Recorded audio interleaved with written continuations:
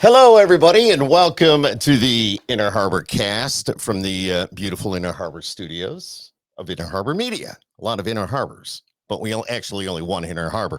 But hey, I'm Skip Clark, and today, of course, we're reaching out to the community and talking about a lot of different events. Today included, as I mentioned, we have the Scout Executive here, Ed Theetge, who is the Scout Executive, the CEO of the Longhouse Council. Is that correct? Yes, absolutely. Yeah. And we got some big events coming up. Absolutely. And we're going to be talking about that. But first of all, can you give us a little background about scouting? It used to be the Boy Scouts. Now it's scouting.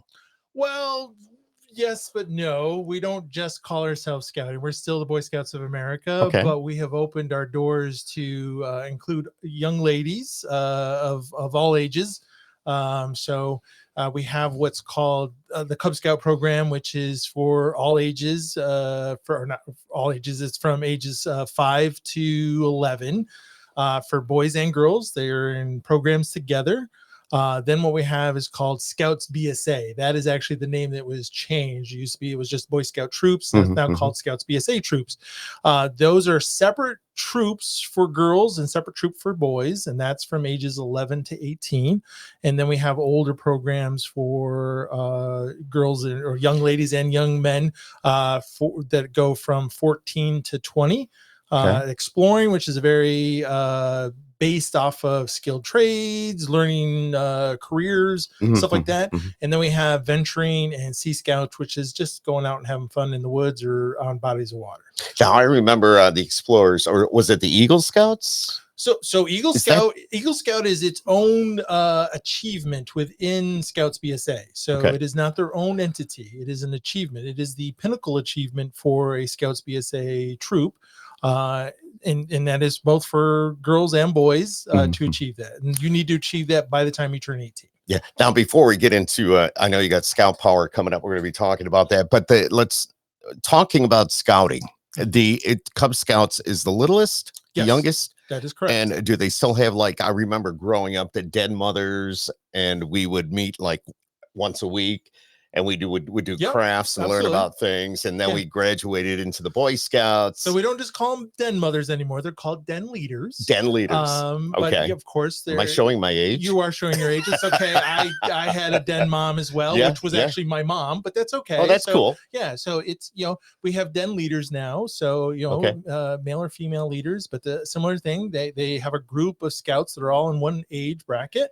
They get together, they do tons of different things, and it's just very age appropriate. So you can take the age appropriate skill of whatever you want to point to, and they're going to do the age appropriate level for a 5-year-old, and eventually they'll do the age appropriate level for an 11-year-old. All right, and then at what age do you become an actual scout, the Boy Scout, so to speak, or scout? Yes, the Scouts BSA happens when you turn 11. Okay. So once you become that, then you start what we call your trail to Eagle. And that is hopefully you achieve that before you turn 18. Was there, like Cub Scouts, is there still a Webelow? Yes, absolutely. Yes, the Webelow. I'm really showing my age here, so I'm like thinking about this. I'd love this. Do you know what Webelow stands for? I do not. I don't recall. Webelow stands for We Will Be Loyal Scouts. Oh my gosh. Yeah. So yes, Webelows are the basically the second to last age group. Air of Light is the last age group for Cub Scouts. I love that. Then you become a scout. Yes. Okay. And then you start earning your merit badges. Correct. And you get opportunities to do some camping, some weekend camping. Do they still do that like 12 months out of the year? So a well-rounded troop. Absolutely. You need to be doing something spectacular. Whether it's out in the woods or doing something for the community, you should be doing something 12 months out of the year. Now, go ahead. These are like Camp Woodland. Yep, Camp Woodland is our local camp that we have. So it's in Constantia. So it's about 45 minutes from here, give or take a little. Which there's a cool event going on in Woodland for the eclipse. We're going to have an eclipse event at Camp Woodland. So on April 8th. We're inviting the public. You don't have to be a member of scouting. You as the public can come to Camp Woodland and experience the eclipse. And we're going to have a whole bunch of activities for lots of folks. And once the sun completely disappears. The totality. Yeah. So we're going to have a bonfire that we're going to light off and celebrate the fact that there was an eclipse. Now, are you handing out the glasses as well? Yep. We're going to have some glasses. Cool. We're also, one of the activities is to build the shoebox viewer. Oh, what eclipse. A great, I love that. So yeah, I love that. Absolutely. So it starts at 1:00 on April 8th. We encourage everybody to come on up. There is a fee because we are offering lunch and a patch. So I totally understand that, and that's pretty cool. So you have Camp Woodland. I know you got Sebattis. Is Sebattis still around? Sebattis is an Adirondack camp. Okay. You cannot find a facility that's more center of the Adirondacks than Sebattis. But that is our facility for all of our older scouts. So if you're talking, a scout that just crossed over to, one that's going to turn 20, that's your place to go. Have some adventures in the Adirondack. I loved it. Yes. And it was fun getting up and watching the bears eat all our food off the table. But it was all safe. Don't take that the wrong way, but it was pretty cool. We've done some procedures since when you and I were young to make sure that doesn't happen so much. But yes, I love it. You can still see a bear, just not so much in your campsite eating your honey. So well, we used to go to the landfill. Yes. If I remember correctly. If you wanted to see the bears, you take a ride over to the landfill. Yeah. Well, the Adirondacks frowns upon that now too. So it's I guess I'm really showing my age, as I've said 3 or 4 times in this interview, yes, but that's okay. I love it. I love it. So all this that we're talking about scouting, we're talking about Woodland, we're talking about Sebattis, we're talking about the fun that the boys and girls can have as they grow up, and the learning experience that's part of the merit badges, correct? I mean, you learn different crafts. You kind of learn how to do maybe just different careers or put you on that path. That's what that's all about, correct? Yeah, absolutely. The once I was talking about before in Cub Scouts, everything is very age related. Once you get into the Scouts BSA program, there are merit badges, which are designed for youth to experience hobbies and possible careers, possible things. And what we stand by when it comes to merit badges is a merit badge is designed for you to experience something. Myself, I remember doing the orienteering merit badge and having friends hate it, but I loved it, and it just became the greatest thing for me. I still to this day love orienteering stuff. So sometimes you find things that you love. It's fun when you're really young, and you just go from there. So, and if you don't like it, you can try something else. Yeah, absolutely. I mean, there's so many different opportunities for the youth to learn something. Yeah. What about community involvement with the scouting? Are you going after businesses to support you? And I know most do, but you can always use more, I would assume. Yes. So, one of the major things for us is, we are a nonprofit. So, having the dollars to do all the wonderful things that we want to do is always a challenge. So we're always looking for other people that are interested in helping us. We're starting an initiative right now to bring scouting back to the city.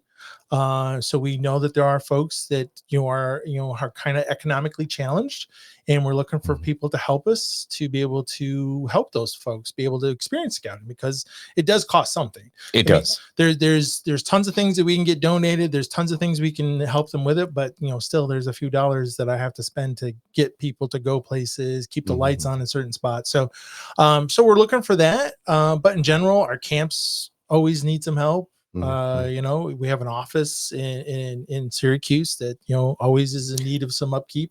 So yeah. Do you also take like volunteers to help out with the organization?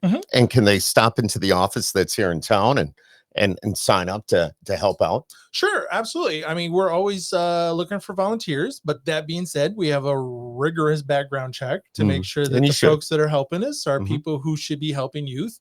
But yeah, there's tons of people out there that were scouts, such as ourselves, that may suddenly decide that, hey, I want to give back a little, and if a couple hours a week is on my availability, then absolutely.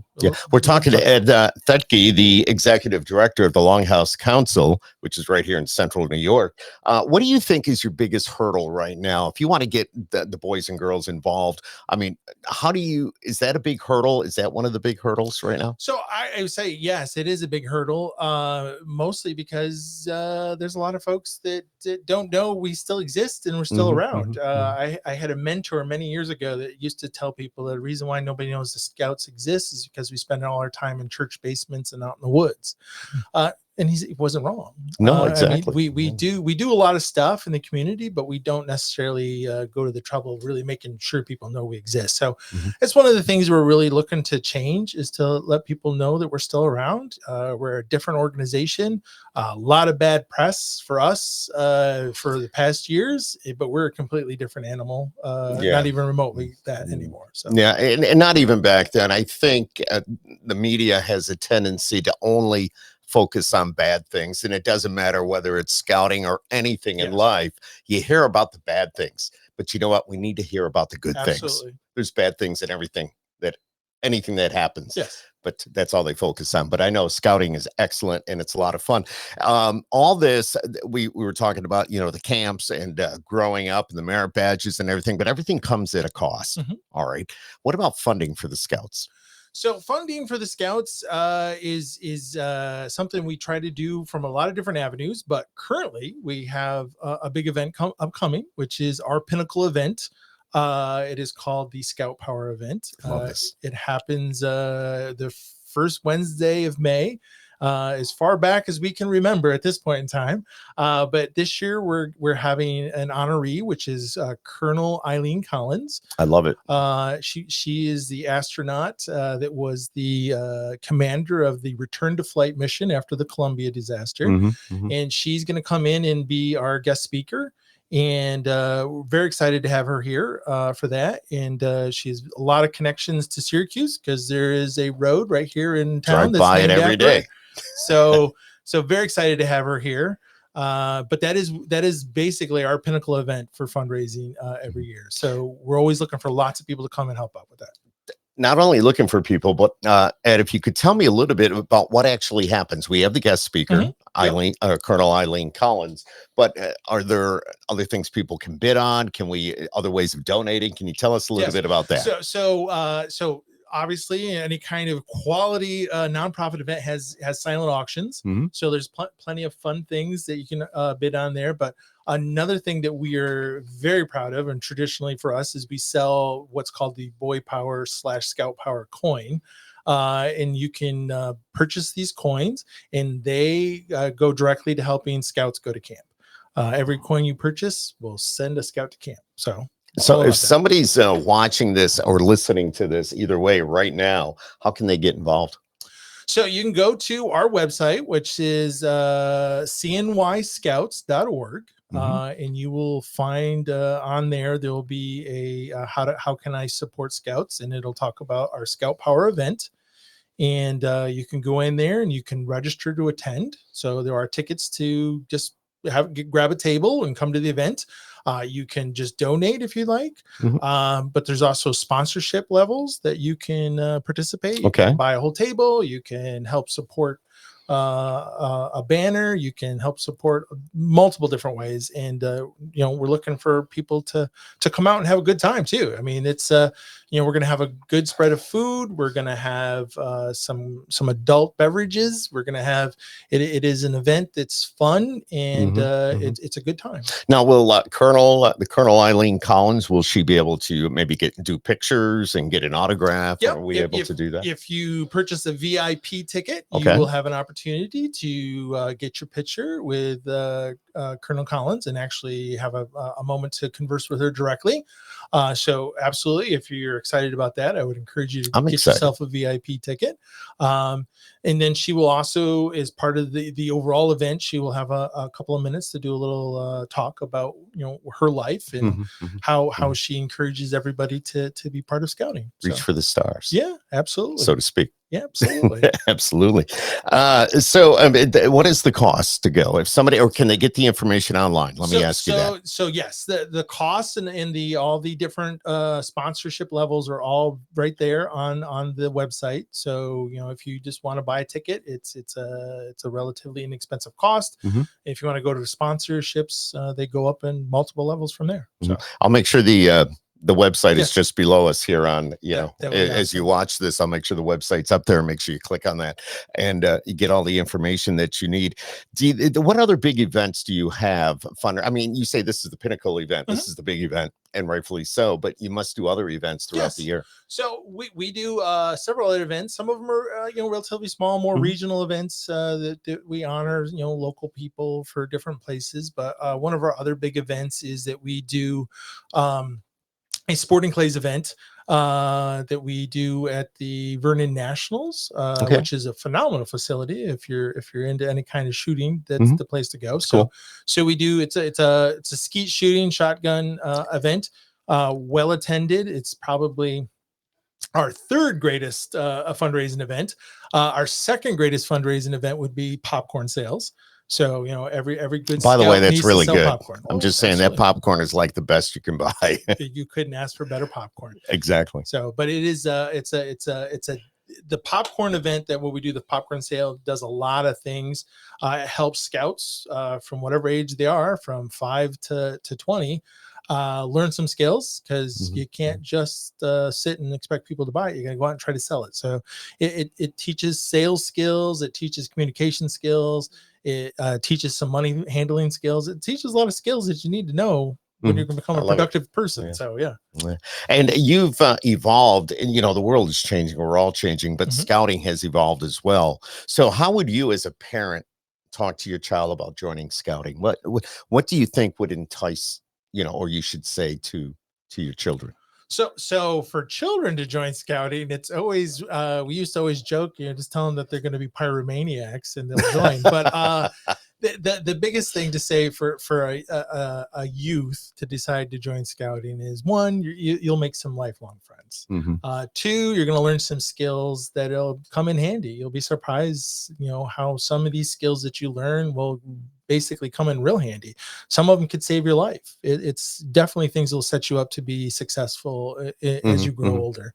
I think some of the other things that you get from scouting, youth don't want to hear, which is, it's going to help you be better in school. It's going to give you some value system that'll guide you through life better.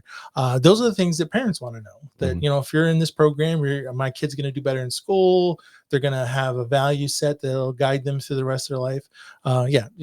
Timmy or Tina doesn't want to hear that, but moms and dads do. Yeah, exactly. No, 100%. I was just kind of curious, if I'd like to get my kids involved in scouting, how would I approach it as a parent? And that explained it very well. Just, but you're right. They don't want to hear about, it's going to make you better in school. Because it's just, I mean, just saying the word school and they kind of go, But you say, hey, campfire and do this or that. Okay. Yeah, that's got me. I'm interested. So it's cool. Is there anything else you'd like to add? I mean, this is interesting with the scouting and what's going on. Oh, I want to ask. So you got ladies, you got the men.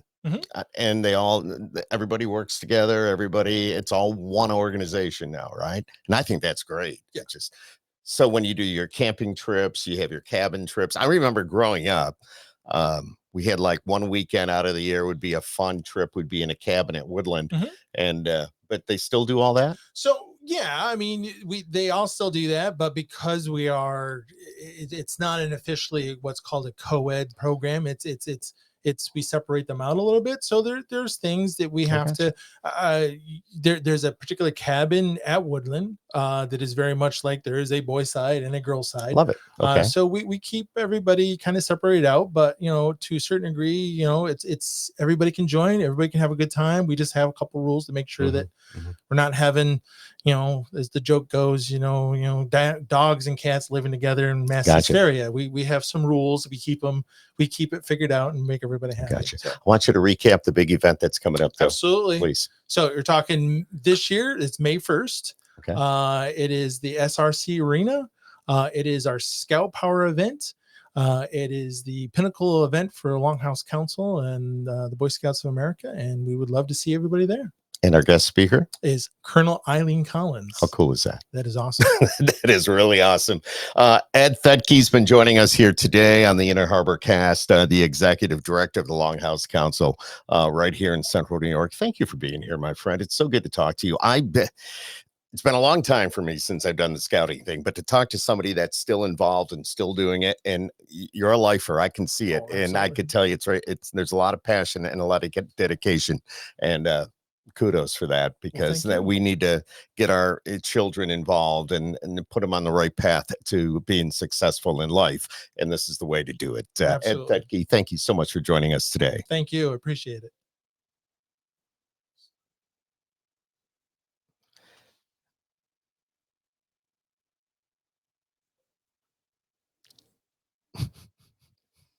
It's okay, I can edit the end. Yeah, I was gonna say, you can do what you got to do.